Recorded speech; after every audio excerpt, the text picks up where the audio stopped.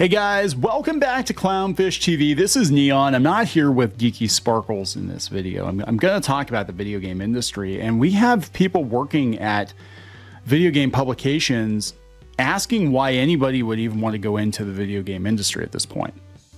I mean, it's pretty interesting. This is there's an article out there in The Gamer which we're going to take a look at, but the video game industry is in a really bad place right now. I mean, massive amounts of layoffs, not just in AAA gaming, but also in the indie space, and especially in video game journalism. There's no demand for journalism when there's no demand for the product anymore. And we can blame stupid corporate decisions, we can blame DEI, we can blame, consumers' taste changing, lots of reasons, right, for why the video game industry is in such a bad place right now. But regardless of what the actual reasons are, people aren't buying new games, and they're not buying them in the numbers that they need to be buying them to support making them, to continue making these AAA titles, hundreds of millions of dollars to make games that nobody wants to play, that the internet makes fun of, and people are going back to old games. And now we have gaming journos wondering aloud, why would you even want to get into this industry in the first place? And I think this resonates with me, especially because I look at the comic book industry the same way. Why would anybody want to go into comics right now when it doesn't pay shit? Pardon my French. It doesn't pay very well. You have to deal with a bunch of crazies. You have constant uncertainty in your profession. You have to deal with crazy people online all the time. To make a living, in a lot of cases, you have to become a carny and go to conventions, every convention you possibly can go to. So why would anybody want to do that? Why would they want to do that? And it's a good question. I think we're going to see a new breed of independent game developer that operates kind of like they did in the 80s and 90s, where it was a small group of people and they did it because they actually loved doing it. The financial rewards, those came later, maybe, but they did it for the love of the game. And there aren't enough people working in any industry that are doing it for the love of the thing, right? They do it because, in the case of comics, they think it's a shortcut to Hollywood. It's not because they really want to tell stories or anything. They think they're going to get a Netflix deal. That's why they do it. In the case of video games, it's kind of the same thing. They want to have influence. They want to work in these industries. But, you look at today's breed of developer or typical video game industry employee compared to, what they were 20, 30 years ago. And there's a difference. There's definitely a difference. It's become more corporate. People think of it more now as a 9-to-5 job compared to what it used to be. It used to be kind of a lifestyle. Unfortunately, if you're working for a company like EA, you're expected to sleep on the damn sofa in the office to get the game done. But, it is what it is. And, this is a really interesting take. So we're going to look at this. We're going to muse on it. Please subscribe for more pop culture news, views, and rants, guys. Geeky will be back. She's out and about. She'll be back hopefully tomorrow. This is coming from Polygon, another website that's going to be gone soon. But I just want to remind you that 2024 has already had more video game industry layoffs than all of 2023, and it's only June. It's gotten worse because since that time, we had Bungie lay off more than 200 people. I think it's more than that. I've heard it actually is closer to 37% of their staff. And we'll go out to this article that they're facing a day of reckoning, but Bungie's toast, man. Bungie's toast. Humble Games, which is part of Humble Bundle, which is owned by IGN, and IGN is gobbling up all these video game news sites. They basically shut the company down, and now developers that have games that are supposed to be published through them are going out to Patreon to try to get money. And I'm kind of like, maybe you should have done that in the first place, but it is easier to work with a developer. And you're thinking, well, this is part of IGN. It's not going to go anywhere. No, IGN's going to take the money that they were going to spend on Humble Games, and they're going to go buy a bunch of other websites and then shut them down. And that's what I think they're doing. But we'll talk about that. Let's talk about this article, which is very interesting. It's coming from The Gamer, and I've been very critical of The Gamer because this is the website that was really going hard at J.K. Rowling and Hogwarts Legacy and demonizing gamers for even daring to think about buying a copy of Hogwarts Legacy. And this is Mike Drucker, and Mike Drucker says, why even make video games anymore? Why bother? And I agree with him. I think at this point, like right now, unless you really, really, really love video games, it's not a good time to get into the video game industry. He said, yeah, it's why even make video games anymore? Why? We've hit another week and another massive layoff, this time from a company that makes one of the biggest games on earth, Destiny 2. Is it really that big? It's so weird because I don't hear a lot of people talking about it. Maybe it's just in my circles, but like my son used to play it and he still plays Overwatch, but he doesn't play Destiny anymore. I don't know. This follows that very same company laying off 100 people in 2023. That would be Bungie. As we've seen over the last couple of years, even working for a well-regarded legendary developer is not enough to save yourself. And while we're getting sequels to series like Dragon Age, let's not forget BioWare also fired one of its most experienced writers, the writer who literally created some of the most important lore in the series. Again, why even make video games? The love of the game is no longer a good reason. He says, I know people make games because they love them, not because there's money in it. You should tell that to the corporate executives who make these decisions because, Buster, they are not on board with your theory. That is 100% true. And I think a lot of the problems can be traced back to corporations. Corporations gobbling up all these game studios, and then they want profit quarter after quarter. And sometimes it's not possible. Sometimes you got to take a loss for a year or two, even, especially with a big title, until you finally can reap the crop that you've planted, right? And they don't see it that way. This is why live service games and DLC and everything have run rampant, in my opinion, because they want quarterly revenue. The suits would never accept less pay or worse working conditions because it's an industry they love. It's only something the workers have to hear about again and again and again. You think the corporate executives who killed Tango Gameworks did it because they care about good video games so much? Yeah, Tango Gameworks did Hi-Fi Rush, which was excellent. In fact, the kids, I think, played the Steam version on the gaming channel. We have another channel, Clownfish Gaming, and they played it on the gaming channel, and they had a lot of fun with it. You think the massive conglomerate shuttering studio after studio are doing it so we only get 10 out of 10 masterpieces? Come on, folks. Perhaps you believe these unending layoffs are an economic necessity.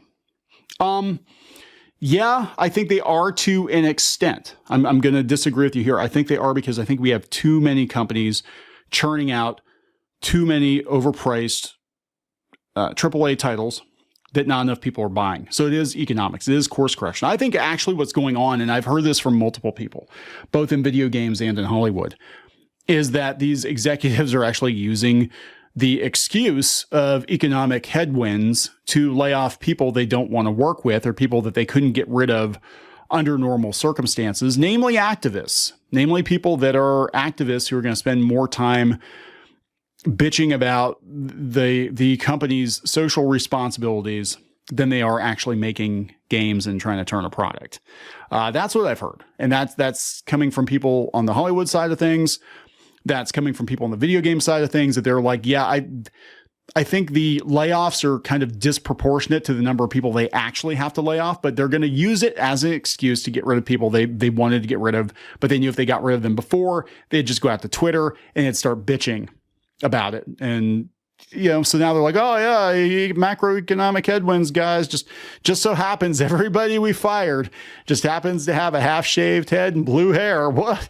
It's just, I don't know. It's purely coincidental, right? No, I'm kidding. But you know what I'm saying? I think that's actually kind of what's going on here. Who made the decisions that led to the problems they're having? Was it the writers getting laid off, the musicians, the developers, the producers, the support staff? No, it does. It starts at the top, but they let a lot of people in my opinion, into the industry who were not interested in just making games. They wanted to make statements too. And it turned off a lot of gamers. He says, I'm not saying nobody should make games. I love games. A lot of my friends are in the industry. A lot of my friends have lost jobs while creating financially successful products. That's the biggest kick to the gut, isn't it? Like if you actually produce something that makes money, but you don't make enough money, or you produce something that makes money, but somebody else's project didn't make money.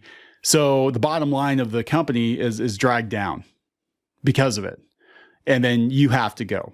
And that does suck. I mean, that's why I'm like, I actually advocate for more indie studios, smaller groups of people putting out games that can succeed or fail on their own merit, and you're not being subjected to the whim of the corporation. Just my opinion. So he's talking about unions. Unions actually, look, and I know a lot of people get on me because I've been kind of anti-union. I'm anti-union in the regard that there are a lot of people now who misunderstand what unions are for. It used to be to advocate for better working conditions, better hours, fair pay, which a lot of unions still are, but they also want to add to it layers like, oh, we get to dictate the kind of content that my company publishes. Look at Image Comics and look at some of the Kickstarter. Kickstarter had this ridiculous union where it was like, oh yeah, we all have to agree on what we publish and what we don't publish. I'm like, that's not your place. Are they overworking you and not paying you? Are they asking you to do things that are above and beyond your job description? And then they're making that part of your job description. It's just not on paper. Then yeah, you need to say something about it. But if it's like, hey, this person wants to publish this comic book or this game on the platform, and I personally don't like it, I find it distasteful. That's the company's decision, not yours, right? Hershey is making a new chocolate bar, and I don't like the flavor. I'm allergic to nuts. I don't think they should make any candy bars with peanuts because I am personally allergic to nuts. How very dare they? Well, I'm going to go to my Hershey Chocolate Union and tell them that they got to stop making candy bars with nuts or I'm going to quit. And they're going to say, there's the fucking door. That's what they're going to tell you. Said, you might say the solution is just to go indie. Yeah, I know. I just said that. Sure, that's worked great for a lot of people. It's also worked terribly for a lot of people. That is true. Going indie is not easy. We have confirmation bias from games like Undertale and Stardew Valley. Just maintain a day job while you slowly make the game you want isn't a sustainable business plan for everybody, nor is have a rich parent. Well, it's comics too. Not for nothing. If you don't own the indie company or only own a minority stake, there's always the chance that they become swallowed by a AAA corporation and get stripped for parts. I don't disagree with what he's saying overall. I mean, a couple of things here and there but a lot of this is what we've said. Like, look at Embracer Group. They went in and bought all these studios and shut a bunch of them down, laid a bunch of people off. And now they have to restructure the whole damn company because they thought they had $2 billion they didn't have. And now they got to restructure everything. They own freaking Catan, the board game. Like, they own that too. It's crazy. Oh, here we go. Embracer Group. God, I'm actually agreeing with the gamer today. Mark it on your calendar. Mark it on your calendar. Why should people want to make games? What reason do talented people have to spend their lives perfecting their craft if they're going to be kicked out the door anyway? That's a damn good question. Just everything. Why should I bother cooking food? You're just going to eat it and then you're going to want more in 3 hours. Yeah, why should I be a chef?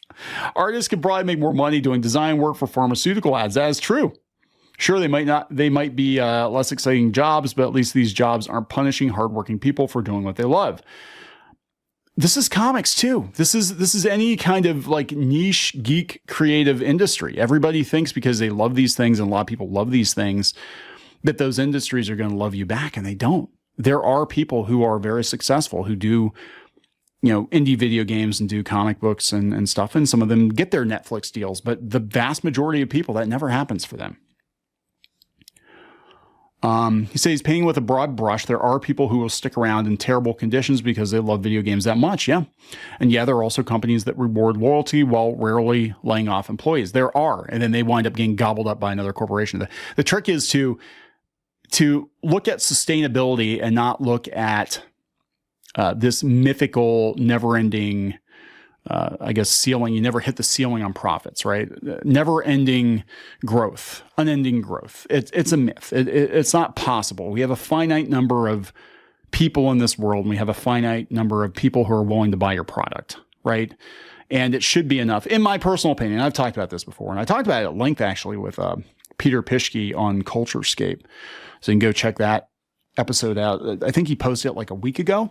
But it is a myth. Like you hit a ceiling. Like we're seeing this right now with streaming services. You hit a ceiling, and then what they do is they start throwing ads, more and more ads onto the service, and they start charging you more because they know they're not going to get more subscribers. They just want to get more money out of the subscribers they have, so they start charging them more. They start finding other ways to monetize them. And that is AAA gaming. We can't just have a person buy a game and be happy with that game. No. We have to make it live service. We have to have DLC because we got to keep making money off this person. We can't just have them buy one game every 5 years. Where's the profit in that? It's like the whole industry is being run by Ferengi or something. It's crazy. Every one of these industries is being run by Ferengi. He said, you don't like this bad thing happening while someone else is waiting in line behind you, and they'd be fine with this bad thing happening. Yeah, and he said he worked in television, and he worked in games, and that's true. That is 100% true. It's the same with comics, too. Why have the page rates gone down in comics? Well, because some idiot from Tumblr is going to work for $50 a page just to get their foot in the door. And then they don't realize once they set the precedent of working for $50 a page, that's all they're ever going to pay is $50 a page. But when you're only selling 1,200 issues of a comic, a floppy comic, they're damn lucky to be getting $50 a page. It's not sustainable. It said it creates a revolving door of talent where the inexperienced people either get no support to do their job and they get fired, or their contributions to the company raise the employee's value so they get fired. God, he's not wrong. This has happened to me before too. Companies I've been at where you don't see a lot of older people working at the company unless they're in the C-suite. And the reason for that isn't that they have a problem with age. It's not ageism.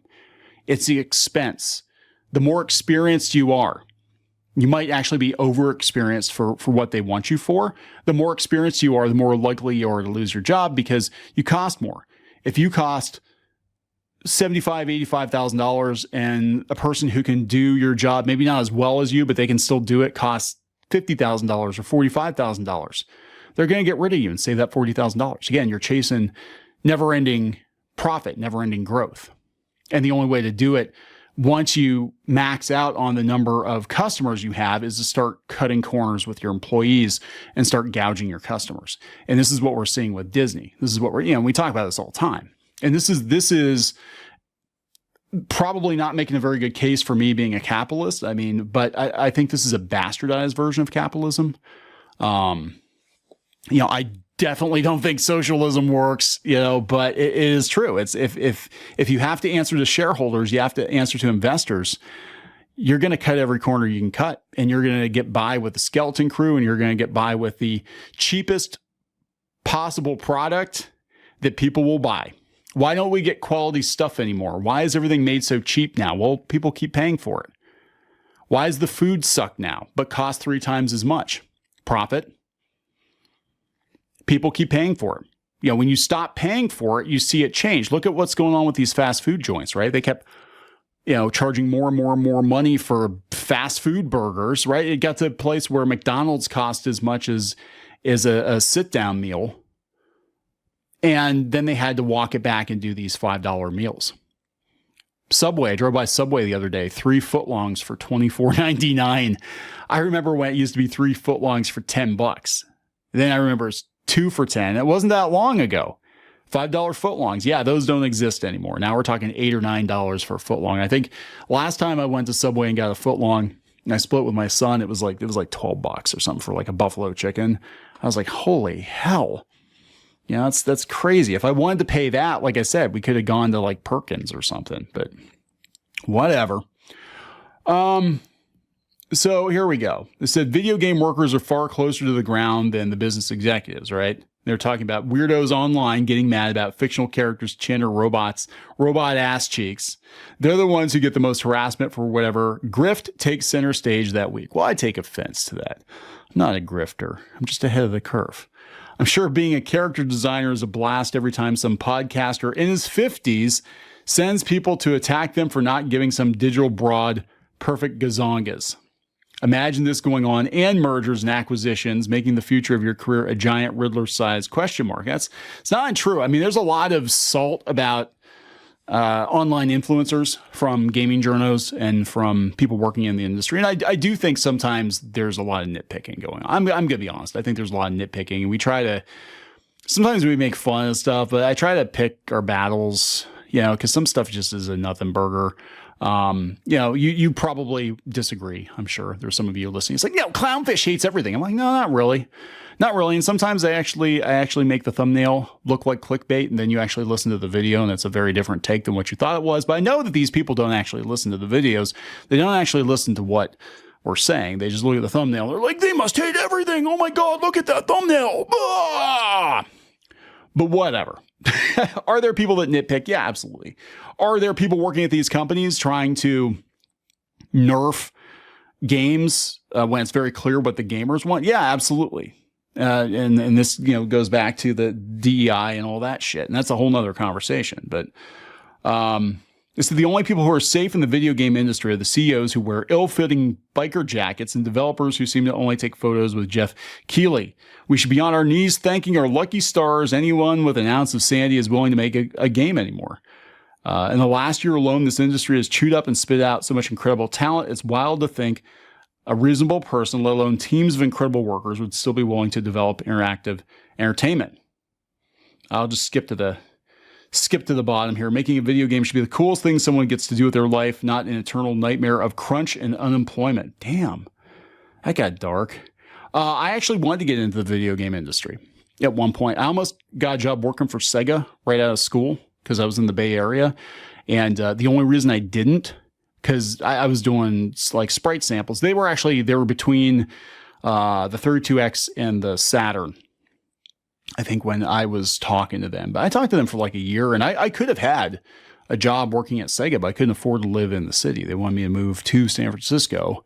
And I lived about an hour outside of San Francisco, and it was a pain in the ass to commute. And they're like, no, we'd like to have you like here. Because they were in Redwood City at the time. And I'm like, I can't afford to live here. I mean, back then the rents were like $3,000-$4,000 a month for an apartment. I'm like, I love video games, but I don't love video games enough to have like 19 roommates just to be able to live.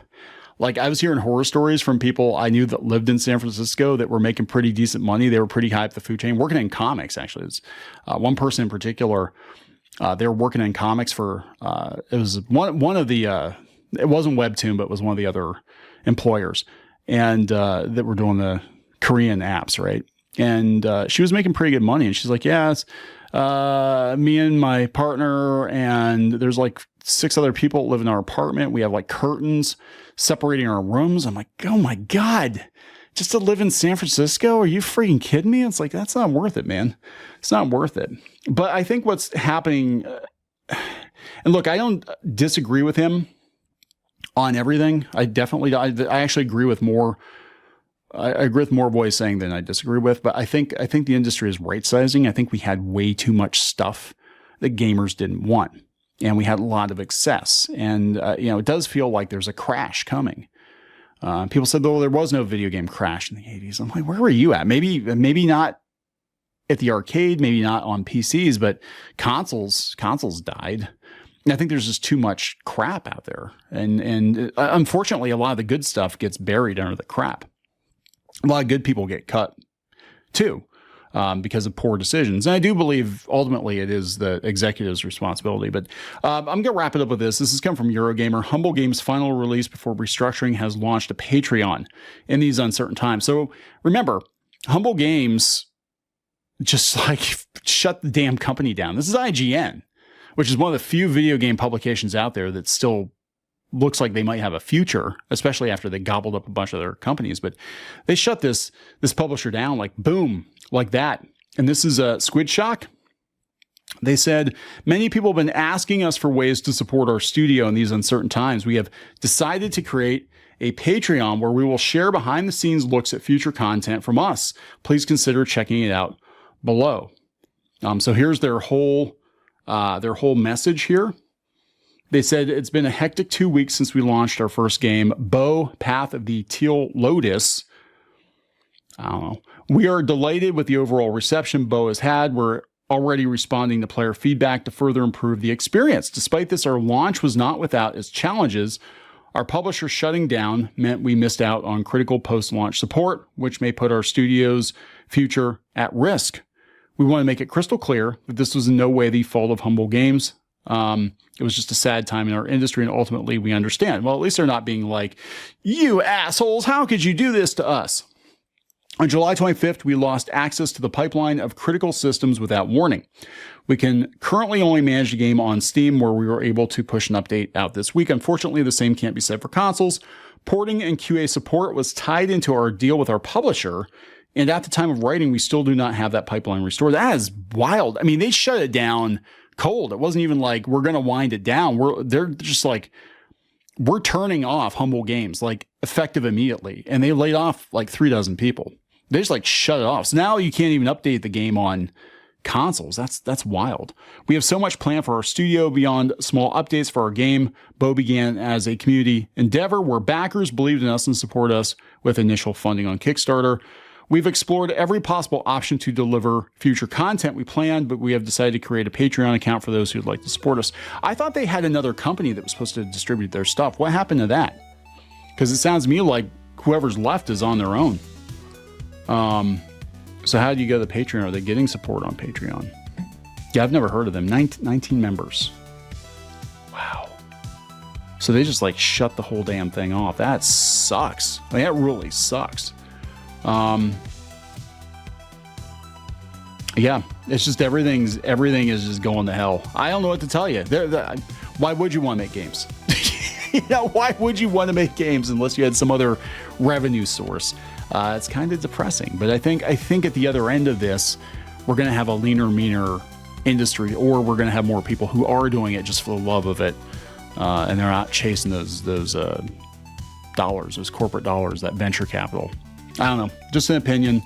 I think it's going to be hard to go through now, but I think at the end of it, in maybe 5 or 10 years, we're going to look back at this and be like, oh yeah, this is when we reached peak idiocy with AAA gaming and corporate-backed video games, and then we had more and more people go independent, and all these great independent studios popped up, and they were self-sustaining. Ideally, that's what would happen, but we'll see. I'm going to wrap it up. Please subscribe. We'll talk later.